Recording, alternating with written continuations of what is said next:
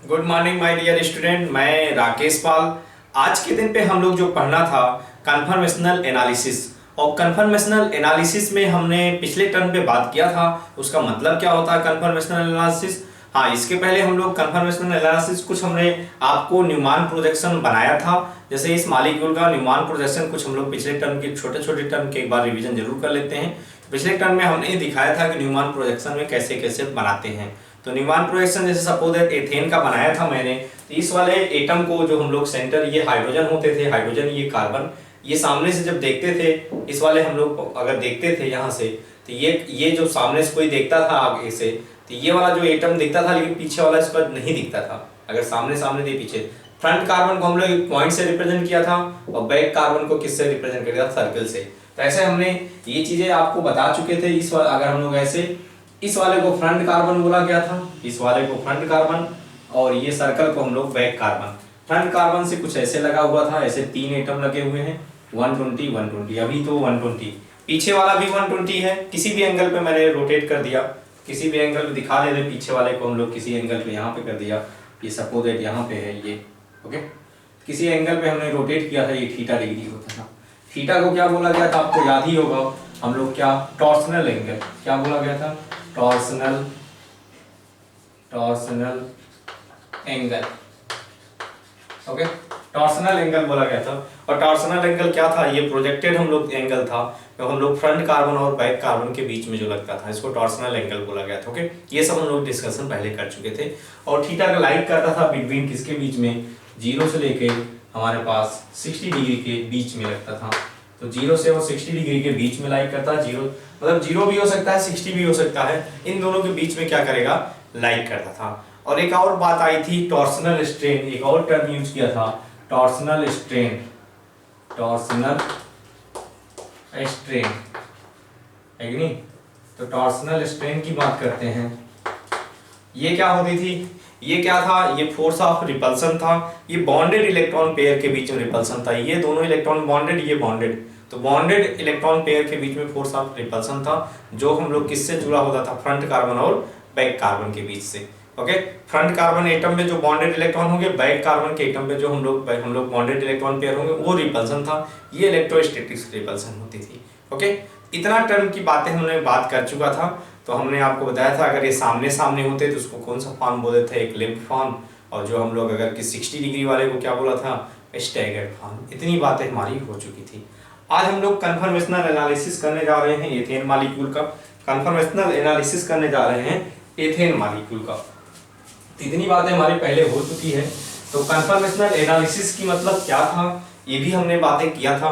तो हम लोग कन्फर्मेशनल एनालिसिस का मतलब क्या था, एनालिसिस का मतलब ही है कि आप क्या एनर्जी का एनालिसिस करना है। तो हम लोग इसकी डेफिनेशन भी लिखा दिया था।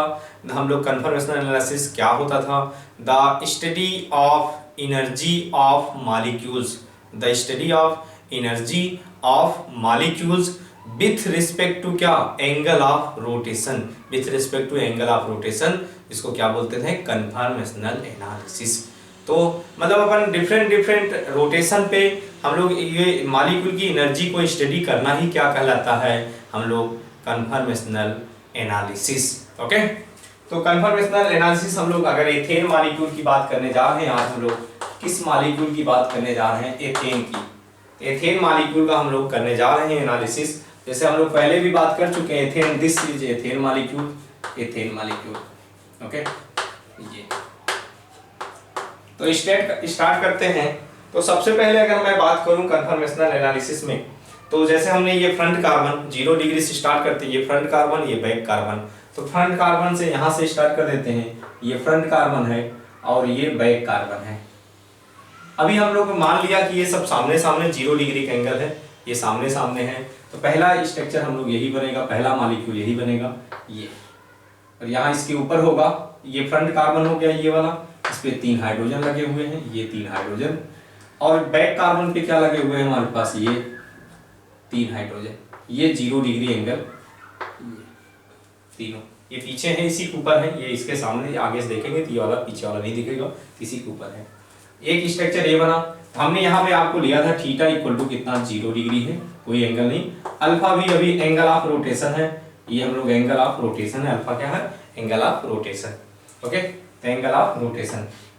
फिर हमने 60 डिग्री अगर रोटेट करते हैं तो ये 60 डिग्री रोटेट कर दिया, आगे वाले फिक्स रखो, पीछे वाले को रोटेट कर दो, बीचों बीच दिखने लगा। 60 डिग्री जैसे रोटेट करेंगे ऐसे आप, हर बार हम लोग 60 डिग्री रोटेट करते हैं, यहाँ पे ऐसे ये बीचों बीच आ जाएगा ऐसे, और यहाँ पे हाइड्रोजन, ये तो फिक्स ही रहेगा, इसको फिक्स रखो। पहले वाले जो हम लोग फ्रंट वाले कार्बन को फिक्स रखो, सामने वाले बैक वाले को रोटेट करते जाओ। ये हाइड्रोजन, ये हाइड्रोजन, ये हाइड्रोजन। ओके, फिर आप क्या करें, फिर से अगर रोटेट कर दें 60 डिग्री, फिर से क्या हो जाएगा, 0 डिग्री आ जाएगा ऐसे। ओके, फिर से 0 डिग्री आ जाएगा ऐसे। 60 डिग्री रोटेट करते जाए 360 तक। यहाँ थीटा कितना हो जाएगा, 60 डिग्री। अल्फा कितना हो जाएगा, 60 डिग्री। यहाँ हम लोग थीटा कितना हो जाएगा, फिर से 0 हो जाएगा, लेकिन अल्फा कितना हो जाएगा, 120 डिग्री। ओके, फिर से आप रोटेट करें, यहाँ पे मैं बना रहा हूँ फोटो, फिर से रोटेट करें। ओके, फिर से आप रोटेट करें, यहाँ एक और बना सकता हूँ। ओके, फिर से रोटेट करें, और जैसे यहाँ रोटेट करेंगे तो यहाँ पे आप देखें, यहाँ पे एक और हम लोग बना सकते हैं, यहाँ पे ऐसे। फिर से क्या हो जाएगा, 60 डिग्री आ जाएगा ये, फिर से क्या हो जाएगा, 60 डिग्री हो जाएगा। H H H H H G. Okay,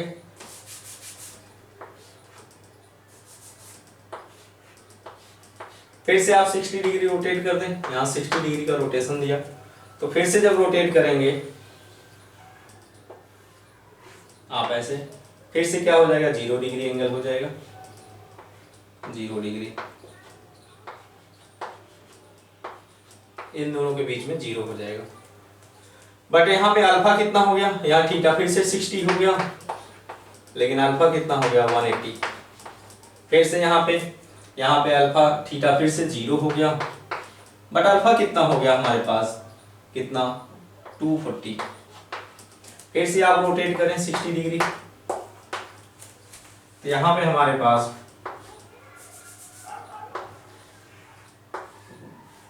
फिर से 60 डिग्री हो जाएगा। ओके, यहाँ एच एच, मतलब पूरा 360 हम लोग रोटेट कर दे रहे हैं। ओके, ये यहाँ कितना हो जाएगा, थीटा कितना, 60 डिग्री, बट अल्फा कितना हो जाएगा, 300। एक बार और रोटेट कर दें, यहाँ पे हमारे पास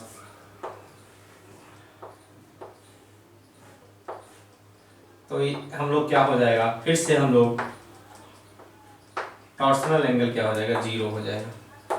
ओके, टॉर्सनल एंगल क्या हो जाएगा, 0 हो जाएगा। तो थीटा इक्वल टू यहाँ फिर से क्या हो जाएगा, 0 degree, but alpha equal to 360 हो जाएगा। पूरा 360 रोटेट कर दिया। मान लेते हैं कि हम लोग इसकी एनर्जी के बारे में बात कर लें। इसको पहला वाले को हम लोग E1 एनर्जी मान लेते हैं, इसको हम लोग क्या है, E2 मान लेते हैं। ये वाला हम लोग क्या हो जाएगा, E3 हो जाएगा। ये वाला क्या हो जाएगा, E4 हो जाएगा। ये वाला E5 हो जाएगा। ये वाला E6 हो जाएगा। ये वाला E7 हो जाएगा। कितनी बातें होती हैं। ओके ओके, ये हमारे पास हो जाएगा। तो हम लोग एनर्जी के डायग्राम अगर बनाते हैं, तो यहाँ पे एनर्जी का अगर हम लोग डायग्राम बनाते हैं तो कैसे बना रहे हैं, तो आप देखो इसकी एनर्जी, हम लोग एनर्जी डायग्राम बनाना है अपन लोग के। क्या बनाना है, एनर्जी डायग्राम। पहली बात और थोड़ी सी बातें समझ लें। यहाँ पे एनर्जी कौन कौन सी सेम होगी, E1 E3 0 डिग्री पे है, और E5 और E7। यहाँ पे जो एनर्जी सेम होगी वो कौन कौन सी, E1 equal to E3 equal to E5 equal to E7, but greater than किससे होगी, ये E2 E4 और E6। आपस में देख लें, E2 जितनी होगी 60 डिग्री वही हम लोग क्या होगी, E4 की भी होगी, वही हमारे पास E6 की होगी। लेकिन इसकी क्योंकि ये इक्लिप्स फॉर्म है, E1 E3 E5 E7 Eclipse form है, और ये टॉर्सनल फॉर्म है। हम लोग क्या 60 E2 क्या है, E4 क्या है और E6 क्या है, टॉर्सनल हम लोग है, मतलब कह रहे हैं अरे स्टैगर्ड फॉर्म है। मतलब इस वाले में क्या टॉर्सनल स्ट्रेन क्या इक्लिप्स फॉर्म में ज़्यादा लगता है, तो इक्लिप्स फॉर्म में ज़्यादा हम लोग जो 0 डिग्री एंगल पे हम लोग क्या टॉर्सनल स्ट्रेन ज़्यादा लगती है, तो इसकी एनर्जी क्या होती है, ज़्यादा होती है। हमने पहले पिछले लेक्चर में बात कर चुके हैं। तो यहाँ पे हम लोग क्या इसकी एनर्जी क्या हो जाएगी, ज़्यादा हो जाएगी। किसकी, E1 E3 E5 E7 की। और लेकिन ये आपस में E2 E4 E6 क्या है 60 डिग्री वाले इनकी एनर्जी बढ़ा, लेकिन इससे क्या होगी, कम होगी।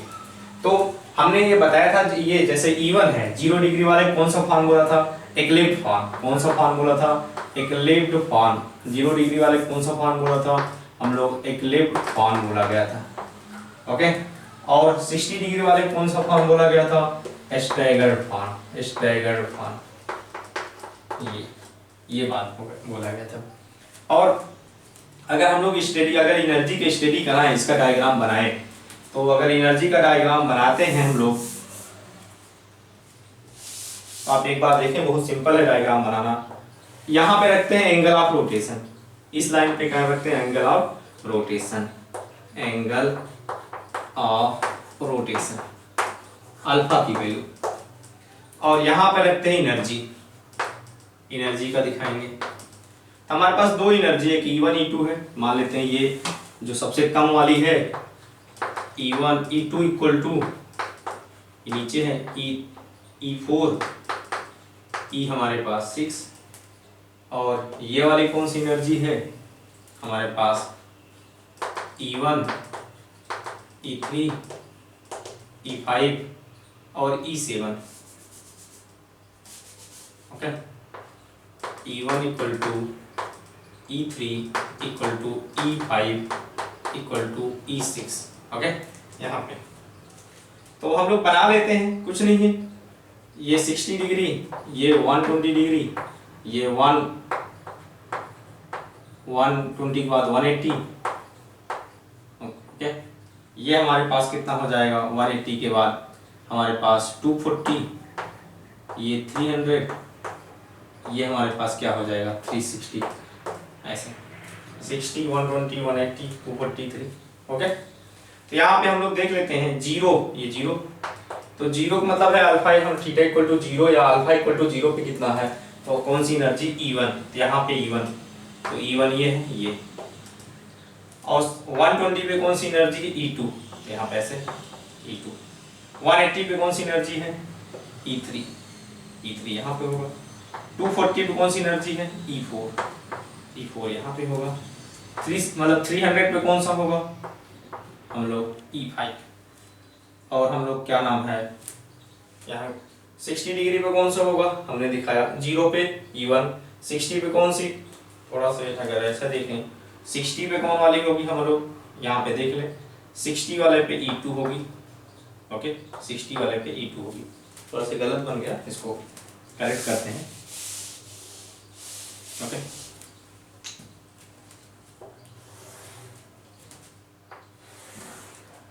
तो 0 वाले पे कौन सा है, E1। 60 डिग्री पे कौन से मिलेगी, E2। 120 पे कौन मिलेगी, हम लोग देख रहे हैं।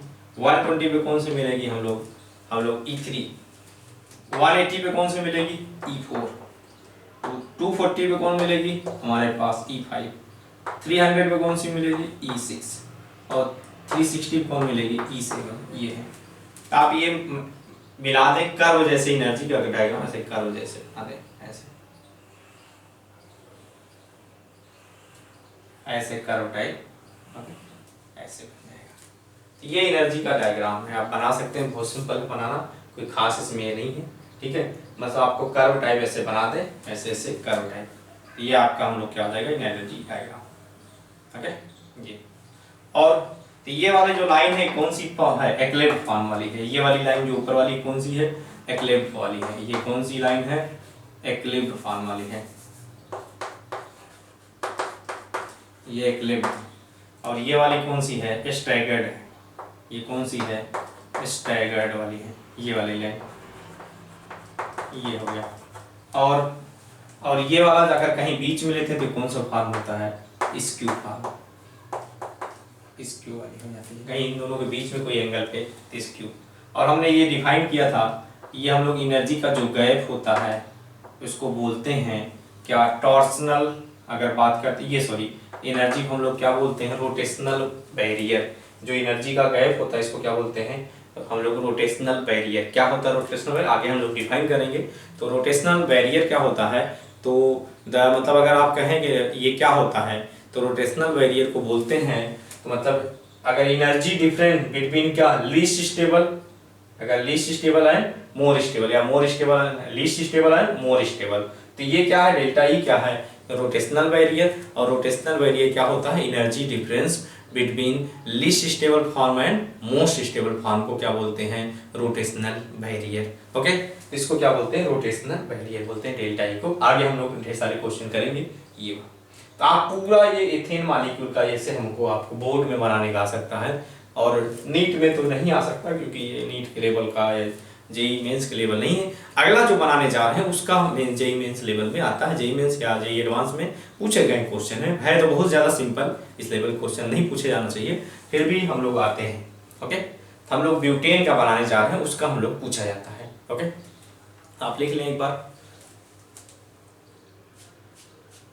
नेक्स्ट हम लोग कन्फर्मेशनल एनालिसिस करने जा रहे हैं, किसका, यहाँ पे आपको ये पता है जिसकी एनर्जी ज्यादा होती है उसकी स्टेबिलिटी क्या होती है, कम होती है, पिछले लेक्चर में बात कर चुके हैं। जिसकी एनर्जी कम होती है उसकी स्टेबिलिटी क्या होती है, ज्यादा होती है।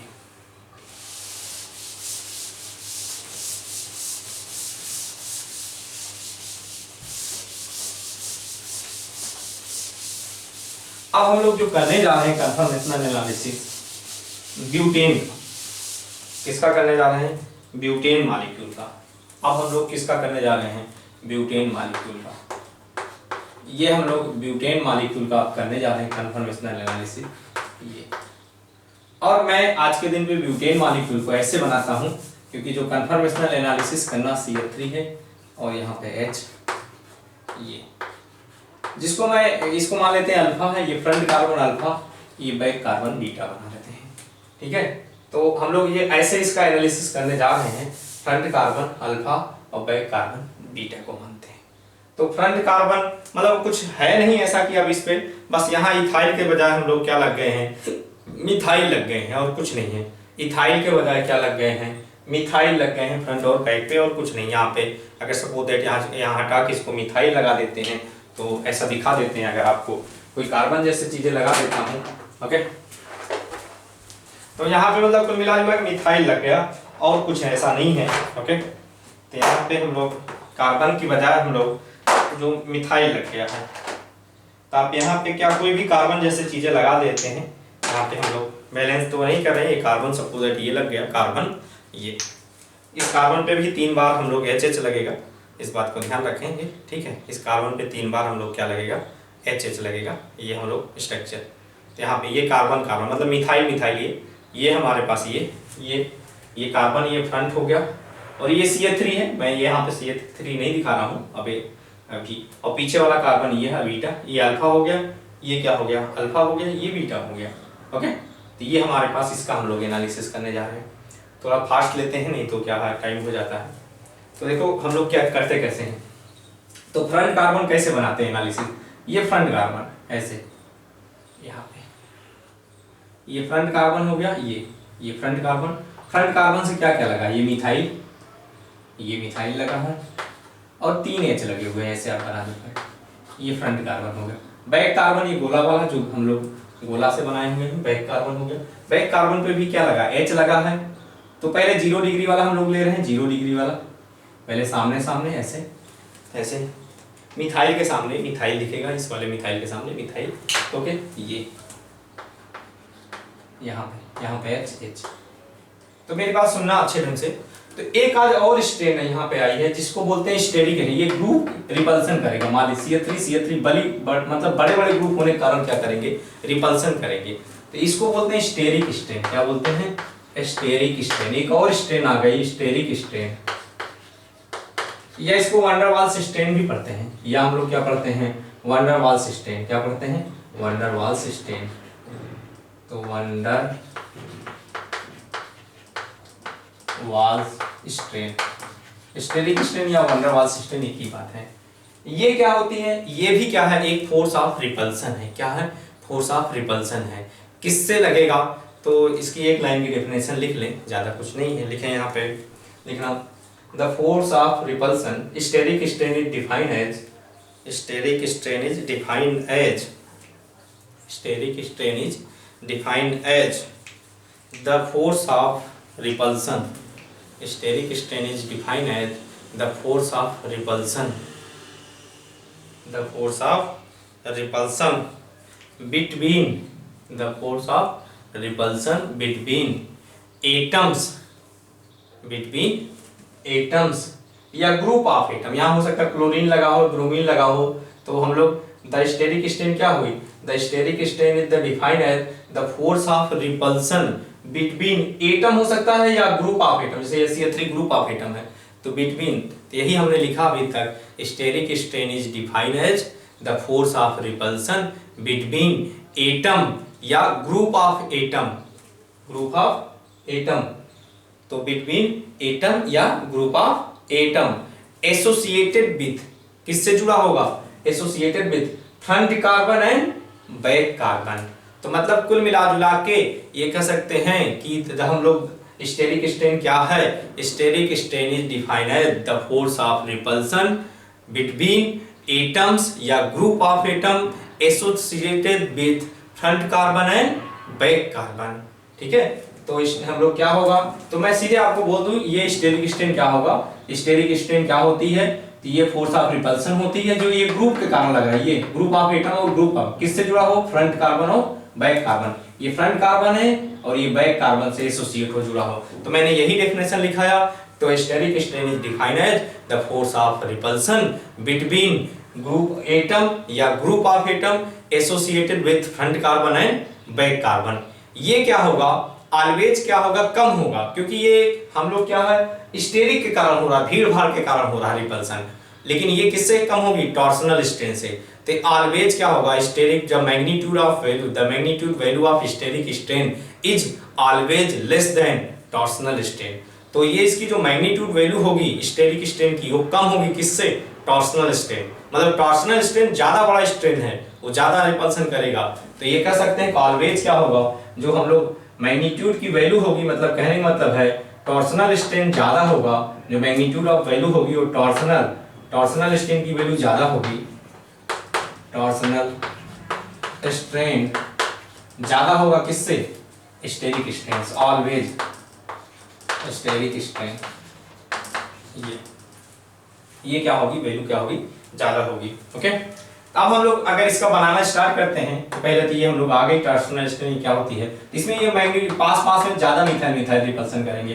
फिर आप क्या करते हैं, 60 डिग्री आप रोटेट कर दें। ओके, तो 60 डिग्री जैसे रोटेट करेंगे तो ये आपके सामने बन जाएगा, फटाफट हम बना देते हैं ऐसे।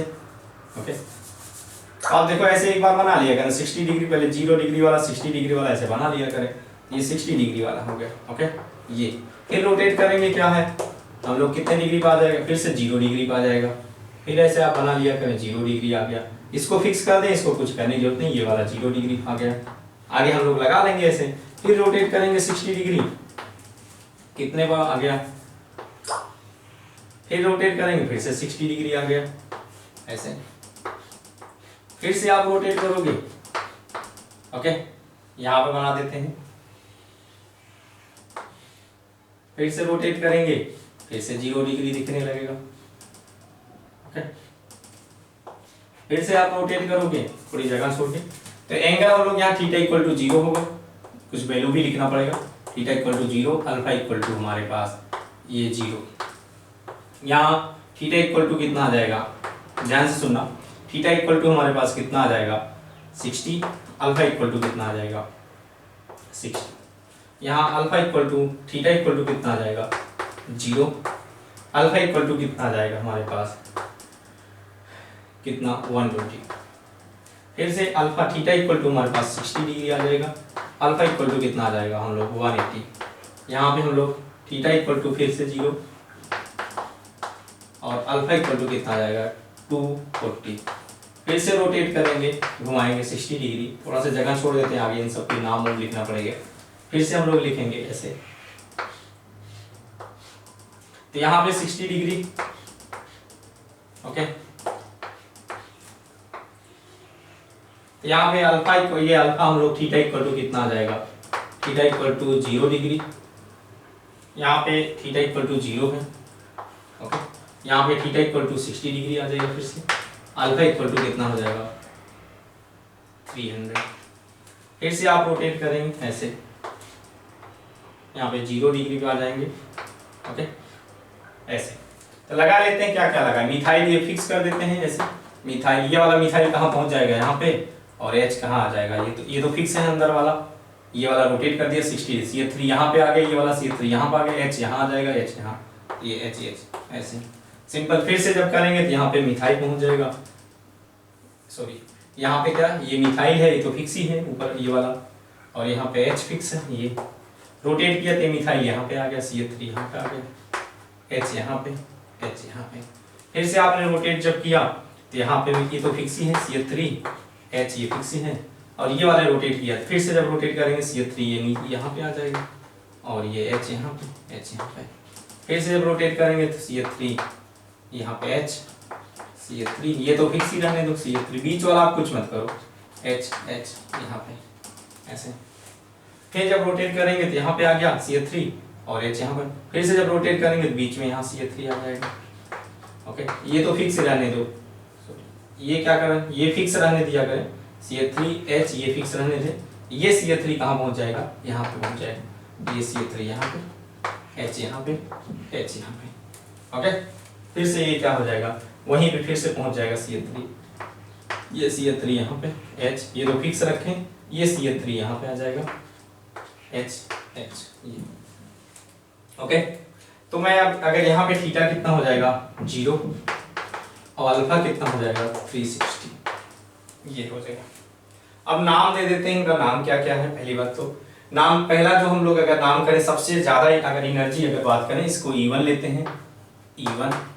ओके, इसको E1 लेते हैं, इसको E2 लेते हैं, इसको E3 लेते हैं, इसको E4 लेते हैं, इसको E5 लेते हैं, इसको E6 लेते हैं।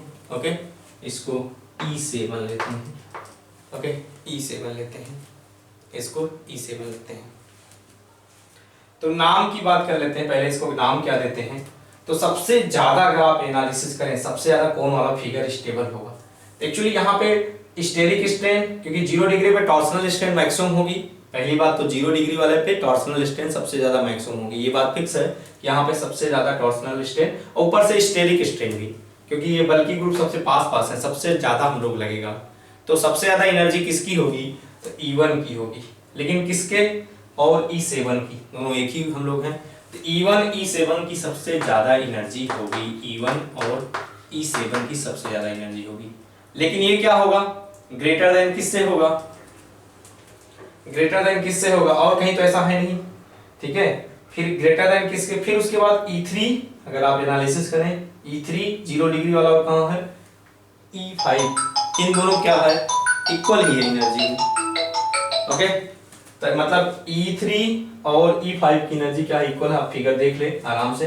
तो क्या हो जाएगा, E3 और E5 की इक्वल है। ओके, ये फिर उसके बाद किसकी है, क्योंकि ये 0 डिग्री वाले सबसे ज्यादा होंगे, क्योंकि यहाँ पे टॉर्सनल स्ट्रेन स्टेरिक स्ट्रेन दोनों E1 E7 में दोनों ज्यादा है, क्योंकि भीड़ भाड़ सबसे ज्यादा पास पास में है। उसके बाद यहाँ भीड़ भाड़ कम होगी, लेकिन एंगल क्या है 0 डिग्री है, तो इसका और इसका क्या होगा, इक्वल होगा, लेकिन इससे क्या होगा, पहले वाले से और 7 वाले से कम होगा। फिर इसकी बात हम लोग किसके साथ करेंगे, फिर अगला जो हम लोग बात कर रहे हैं किसके साथ हो जाएगा, तो हमारे पास जो फिगर अगर बात करें तो उसके बाद हमारे पास किसका होगा, सबसे लीस्ट किसकी होगी, सबसे लीस्ट E4 की, सबसे लीस्ट की, क्योंकि यहाँ सबसे कम, पहले बात टॉर्सनल स्ट्रेन भी यहाँ पे क्या है, कम है, और स्टेरिक स्ट्रेन भी सबसे कम, क्योंकि ये ग्रुप क्या दूर दूर हो गए, सबसे कम इसकी एनर्जी होगी E4 की। तो उससे ज्यादा किसकी है, हमारे पास E2 की।